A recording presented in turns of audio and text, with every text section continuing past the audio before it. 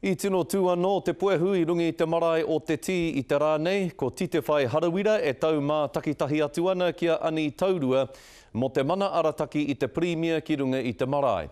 Nā tēnei tau kai I Wainganui I a rāua, kua ara ake anō te pātai. Ai rānei me haere ātinana te Premier o te motu ki te marae nei mo te rā o Waitangi. I mahi nui te kaiarahi I te rōpū Torangapū Māori a Tariana Tūria ki te karo I aua momo nihotanga I te rānei. Kei Waitangi ia mo te hui taumata a te kāhui rangatira āiwi me ngā minita o te kāwanatanga.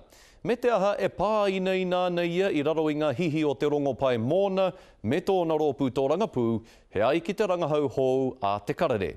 Nā, kei te mura o te ahi ara, kei te marae o te tī I Waitangi tō tātou mātanga Tōrangapū e tatari mai ana, engari tuatahi anei tana pūrongo.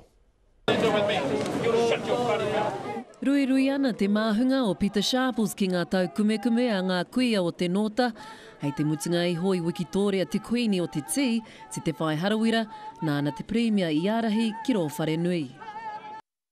Not unexpected. I mean, we had a sense that there might be, a few issues early on, but look, at least it got resolved. And actually, finally, when we got to the Lower Marae, we did actually get an opportunity to get on to speak, and it was all fairly calm there. So that was, a step up from last year. I wāhi ke tētahi atu kuia a Tariana Tūria I tēnei ata, hei aha māna ngā whakaari I runga I te tī.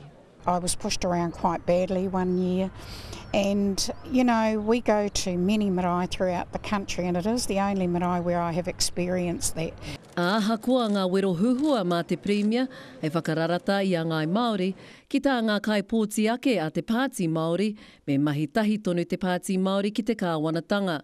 That's what the treaty promised us, that we would be able to sit equally alongside of anybody in the government arrangements.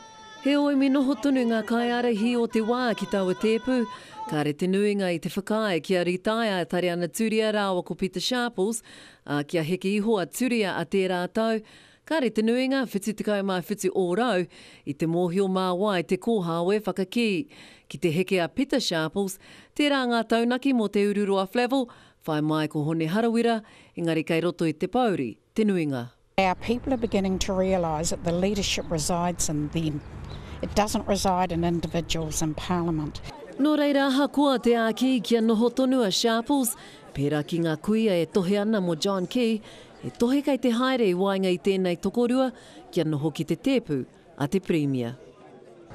Kia hoki ake tātou ki tō tātou mātanga Tōrangapū, kia Tina Wycliffe. Tina, kōrero mai I ngā tai pito mo te rangahau Digipol nei.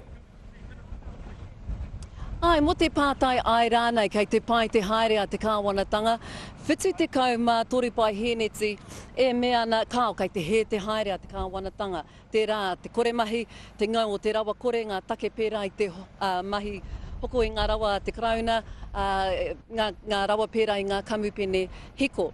Tuia ki tērā, waru te kaumārima o rau o ngā kaipōti Māori e ki ana he kore take te aro o John Key ki ngā kaupapa Māori. Nā reira, he tūpato kei roto I tērā mo te Pāti Māori kei pane o rātou rai ki ngā kara a John Key ana hinara.